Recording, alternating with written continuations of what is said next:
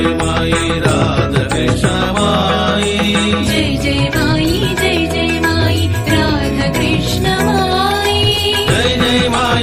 जय माई शिरडी साई माई. குருநாதருடைய அருட்பெருங்கருணையினால இன்னைக்கு நம்ம பாத சேவனா பக்தி, பாத சேவை அப்படின்றது ஒண்ணு இருக்கு. சிரவணம், கீர்த்தனம், ஸ்மரணம், பாத சேவனம். இந்த பாத சேவனா பக்தின்றது ரொம்ப உயர்ந்தது, கிடைக்காது அவ்வளவு சீக்கிரத்துல. யாருடைய வாழ்க்கையில சிரவணம் தெய்வத்துடைய கிருபையினால, குருநாதருடைய ஆசீர்வாதத்தினால எந்த ஒரு பக்தனுக்கு சிரவணம் கிடைச்சிட்டோ அந்த பக்தனுக்கு கீர்த்தனம் கிடைச்சிரும், ஸ்மரணம் கிடைச்சிரும், அந்த பக்தனுக்கு பாத சேவன பக்தி கூட கிடைச்சிரும். எல்லாத்துக்கும் ஆதாரமா இருக்கக்கூடிய தேவி மகாலட்சுமி, அந்த அன்னையே சாட்சாத் ஸ்ரீமன் நாராயணனுக்கு பாத சேவை என்றைக்கும் பண்ணிக்கொண்டே இருக்கிறார் நம்ம அம்மா. அத போலதான் குருநாதனாகிய சாயிநாதனுடைய திருவடியையே எண்ணம் கொண்டு, திருவடியையே நாடி, அந்த திருவடியிலேயே தன்னை அர்ப்பணிச்சு, அந்த திருவடியிலேயே பூரணமான சரணாகதி அடைந்து பாபாவால் அனுப்பப்பட்ட எண்ணற்ற அடியார்களுக்கும் அந்த பாபாவினுடைய புனிதமான திருவடியினுடைய மகத்துவத்தை நம்ம அம்மா ராதாகிருஷ்ணமாயி ரொம்ப அற்புதமான முறையில எடுத்து உரைக்கிறாங்க. நம்ம இப்ப அதை அனுபவிப்போம்.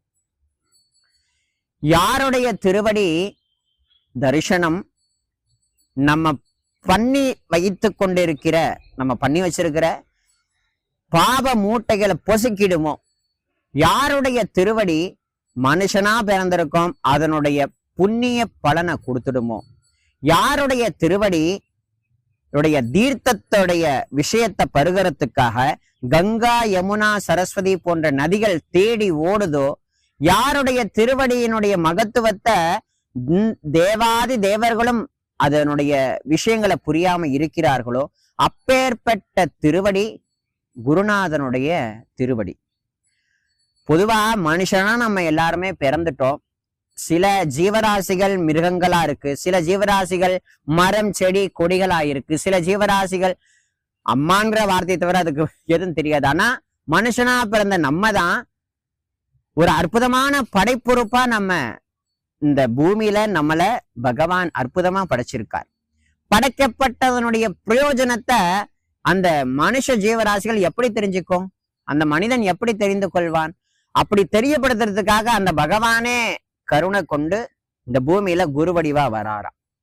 அந்த குருவடிவா வரக்கூடிய அந்த குருநாதனுடைய திருவடியில அந்த மனிதன் வந்திருக்கக்கூடிய ஒரு மனுஷ சொரூபத்துல வந்திருக்கக்கூடிய அந்த சுவாமியை பார்த்து, இது மனுஷ சொரூபம் தாங்கி வந்த பகவானே அப்படின்றத அந்த குரு கிருப்பையாலேயே தெரிந்து கொண்டு அந்த குருவடியில வீழ்ந்து தன்னுடைய சிரசை வைத்து அப்படியே தன்னை சமர்ப்பணம் பண்ணிட்டான் அப்படின்னா அவனுக்கு இனி பிறப்பே கிடையாது.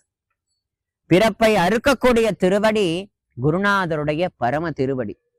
பாபா தாஸ்கனு மகராஜ் அவர்கள் பாபா நான் கங்கையிலையும் யமுனையிலையும் போய் ஸ்நானம் பண்ணணும், அதுக்கு நீ கிருப பண்ணுப்பா, எனக்கு போகிறதுக்கு உத்தரவு கொடுப்பான்னு கேட்கிறச்ச, நீயே தாஸ்கனு அவ்வளவு தூரம் போகணும், இங்கேயே உன் கங்கா யமுனா இருக்குன்னு சொல்லி தன்னுடைய கால் கட்ட விரல்ல இருந்து குருநாதர் கங்கையையும் யமுனையும் வர வச்சு அதுல ஸ்நானம் பண்ண வச்சார் இல்லையா?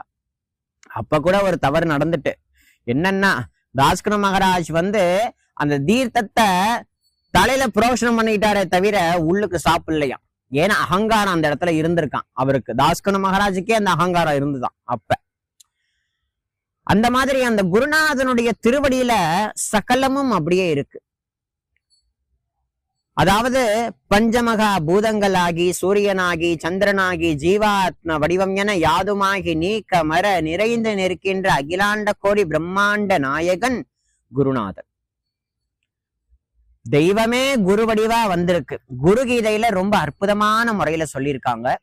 சாட்சாத்து பார்வதி பரமேஸ்வரனே இந்த குரு கீதையில என்ன சொல்லியிருக்கார் அப்படின்னா, பரமேஸ்வரனே சொல்லியிருக்கார், இறைவனிடத்துல எவன் ஒருவன் அத்தியந்தமான பக்தி பூண்டு இருக்கின்றானோ அதை காட்டிலும் சமமாக குருநாதன் கிட்டையும் அதே பக்தியை காட்டுறவன் பிறவி மோட்சம் கிடைச்சிருந்தார். பகவான் வேறு குரு வேறு என்ற பாவம், அந்த பிரிவினை இல்லாதவனுக்குத்தான் அந்த முக்தி கிடைக்குமே தவிர பகவான் பெரிய சக்தி கொண்டவர், குருநாதரை சாதாரணமானவர் அப்படி நினைத்து கொண்டானால் அவனுக்கு எத்தனை ஜென்மம் எடுத்தாலும் மோட்சமே கிடையாதாம். அத குரு சரித்திரத்துல சில விஷயங்கள் எடுத்து சொல்லலாம். என்ன சொல்லலாம் அப்படின்னா, தெய்வம் ஒரு மனுஷன் மேல கோபம் கொண்டுட்டார், ஒரு பக்தன் மேல கோபம் கொண்டுட்டார் அப்படின்னா குருநாதர் அந்த பக்தனை அரவணைச்சுப்பாராம். ஆனால் குருவே அந்த பக்தன் மேல கோபம் கொண்டானால் அந்த பக்தனை காப்பாத்துறதுக்கு தெய்வம் கூட இறங்கி வராதாம். ஆகையினால அவ்வளவு உயர்ந்ததான திருவடி, அவ்வளவு மகத்துவம் புரிந்த திருவடி ஸ்ரீ ஹரியினுடைய திருவடி, குருநாதனுடைய திருவடி, பிரம்மதேவருடைய திருவடி, குருநாதனுடைய திருவடி, ஈஸ்வரனுடைய திருவடி, குருநாதனுடைய திருவடி, இந்த லோகத்துல இருக்கக்கூடிய பிரம்மாதி தேவர்களுடைய திருவடி, குருநாதனுடைய திருவடி. குருநாதர் சகல தேவதா மூர்த்தி, மும்மூர்த்திகளுடைய சொரூபம். அப்பேற்பட்ட குருநாதனுடைய திருவடிய மனசுல அப்படியே உள்வாங்கி குருநாதனையே பார்த்து அனுபவித்து நம்மளுடைய மனதுன்ற சிறைச்சாலைக்குள்ள குருநாதர் அப்படியே பூட்டி வச்சுக்கணுமா. குருநாதரை இந்த அகத்துக்குள்ள இருந்து வெளியில திறந்தே விடாத அளவுக்கு பக்தி பண்ணணுமா. அப்படிதான் பாண்டுரங்கனை அவருடைய பக்தர்கள் அப்படி அகத்துக்குள்ள வைத்து பூட்டி வைத்து கொண்டு பக்தி பண்ணாங்க. அதுல துக்காராம் மகாராஜ் ஜிப்பா பையில என் பாண்டுரங்கன் இருக்கான் அப்படின்றத துக்காராம் மகாராஜ் சொல்லியிருக்கார். ஆகையினால அப்பேற்பட்ட திருவடிக்கு அனந்த கோடி நமஸ்காரங்கள் செய்து அந்த திருவடியையே நாடி அந்த திருவடியில நம்முடைய சிரசை வைத்து, அப்பா குருநாதா, இந்த ஜீவன் உன்னுடையது, உனக்காகவே பிறந்திருக்கு, இத நீ எப்படியாவது கிருப பண்ணி உன்னுடைய சரணாகத விந்தகத்துல ஏற்றுக்கொள்ளப்பா அப்படின்னு டெய்லி பிரார்த்தனை பண்ணணுமா. எந்த ஒரு செயல் செய்தாலும், எந்த ஒரு செயல் செய்ய முடியலனாலும் சர்வமும் குருநாதனே, சர்வமும் குருநாதனுடைய செயல்பாடுகளே அப்படின்றத உணர்ந்து கொண்டு அந்த திருவடியில நம்மளுடைய மனதை லயப்படுத்திட்டோமே ஆனால் நமக்கு சர்வ நிச்சயமா குருநாதர் தன்னையே தந்துடுவார் அப்படின்றத நம்ம ராதாகிருஷ்ணமாயி அம்மா பாபாவினுடைய அத்யந்தமான பக்தர்களுக்கு போதிச்சாங்க. இப்ப அதை போதிச்சதுல இருந்து நம்மளும் நல்ல விஷயங்களை தெரிந்து கொண்டோம். குருநாதருடைய பரம கிருபையினால பாத சேவனா பக்தின்றது ரொம்ப உயர்ந்தது. இத பத்திலாம் பேசணும்னா பேசிக்கிட்டே இருக்கலாம். ஆனாலும் ரொம்ப நேரம் இருக்கக்கூடாதுன்றதுக்காக முடிஞ்சளவு எளிமையான முறையில உங்க எல்லாருக்கும் சொல்லியாச்சு. என்னைக்கும் குருநாதனுடைய திருவடிய அகத்துல எல்லாரும் சிறைச்சாலையில பூட்டி வைக்கிற மாதிரி பூட்டி வச்சுக்கணும். அதனாலதான் ராதாகிருஷ்ணமாயி அம்மா பாபாவுக்கு விசேஷமான பாத பூஜை பண்ணக்கூடிய வைபவத்தை ஷிரடியில முதல்ல ஆரம்பிச்சு வச்சாங்க.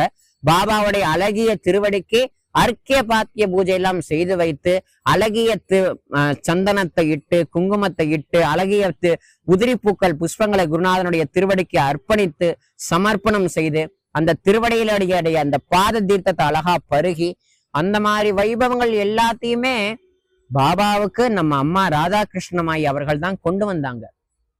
அப்பேற்பட்ட திருவடி குருநாதனுடைய திருவடி அப்படின்றத நம்ம அம்மா சொல்றாங்க.